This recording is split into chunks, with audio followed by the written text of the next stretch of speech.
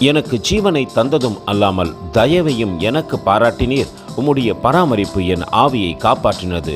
யோபு 10:12. அன்பின் தேவ பிள்ளைகளே, ஆவிக்குரிய வாழ்க்கையிலே வளர விரும்புகின்ற எல்லாம் தேவ பிள்ளைகளோடு கூட தேவன் பேசிக் கொண்டிருக்கிறார். நம்மை தத்தம் செய்வோமானால் நிச்சயமாய் தேவ சித்தம் நம் வாழ்க்கையிலே வெளிப்படும். தேவன் ஒவ்வொரு நாளும் நமக்கு ஜீவனை கொடுத்ததுமல்லாமல் நமக்கு தயவு பாராட்டி வருகிறார். அவர் தயவு பாராட்டுவது எப்படி என்று பாருங்கள். உம்முடைய பராமரிப்பு என் ஆவியை காப்பாற்றினது.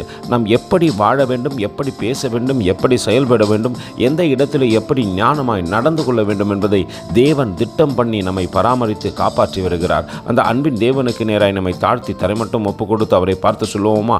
நல்ல தேவனே, எங்களை பராமரித்ததற்காக கோடி ஸ்தோத்திரம். கர்த்தர் தாமே உங்களை ஆசீர்வதிப்பாராக. ஆமென். எங்களோடு கூட இணைந்து ஊழியம் செய்ய விரும்பினால் இந்த வார்த்தைகளை மற்றவர்களுக்கும் பகிர்ந்து கொடுங்கள். இது ராஜ்யத்தின் சுவிசேஷம்.